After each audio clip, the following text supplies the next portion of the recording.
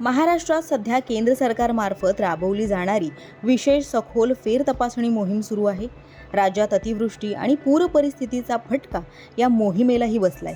या पार्श्वभूमीवर केंद्रीय निवडणूक आयोगानं SIR संदर्भात महत्त्वाचा निर्णय घेतलाय.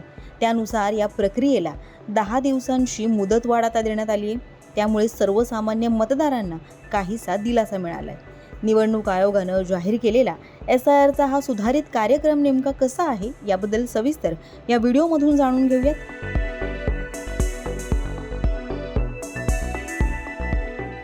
निवडणूक आयोगाच्या वतीनं राष्ट्रीय पत्रकार संमेलन आयोजित करण्यात आलं होतं. यावेळी संवाद साधताना केंद्रीय मुख्य निवडणूक आयुक्त ज्ञानेश कुमार यांनी राज्यातील SIR प्रक्रियेसंदर्भात माहिती दिली. आयोगाच्या आधीच्या वेळापत्रकानुसार घरोघरी भेट देणं आणि अर्ज भरण्याची मुदत ही 29 जुलैपर्यंत होती.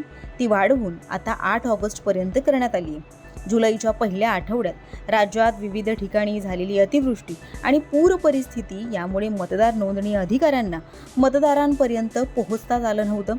परिणामी राज्यात प्रकरणा अर्ज मतदारांपर्यंत पोहोचले नसल्यानं ही मुदत वाढवण्याची मागणी राज्यातील सर्वपक्षीय नेत्यांनी राज्याचे मुख्य निवडणूक निर्णय अधिकारी S. चोक्कलिंगम यांच्याकडे केली होती. ज्ञानेश कुमार यांनी दिलेल्या माहितीनुसार राज्यात सध्या 76.72% मतदारांपर्यंत प्रकरणा अर्जांचं वितरण करण्यात आलं आहे, तर 35% प्रकरणा अर्ज भरून मतदार नोंदणी अधिकाऱ्यांकडे जमा झाले आहेत. राज्यात मुंबई उपनगर जिल्ह्यात सर्वात कमी म्हणजेच 8.38%, तर ठाण्यात 8.41% मतदारांनी प्रकरणा अर्ज भरले आहेत. यवतमाळ जिल्ह्यात सर्वाधिक 67.5%, तर रत्नागिरी जिल्ह्यात 65.98% मतदारांनी प्रकरणा अर्ज भरून दिले आहेत. दरम्यान राज्य विधिमंडळाच्या पावसाळी अधिवेशनात याच मुद्द्यावरून विरोधकांनी सरकारला लक्ष्य केलं होतं.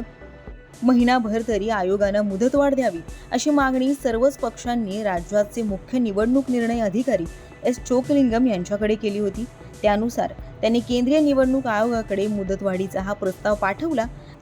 त्यानंतर केंद्रीय मुख्य निवडणूक आयुक्त ज्ञानेश कुमार यांना याबाबत विचारलं असता त्यांनी शुक्रवारी पत्रकार परिषदेत राज्यातील SIRला मुदतवाढ देण्यात आल्याची माहिती यावेळी दिली.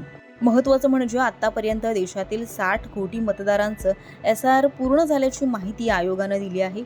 मृत, स्थलांतरित, दुबार आणि परदेशी मतदारांमुळे देशातील सदोष मतदार याद्या निर्दोष करण्यासाठी केंद्रीय निवडणूक आयोगानं SIRचा क्रांतिकारक निर्णय घेतला, असं ज्ञानेश कुमार यांनी सांगितलं.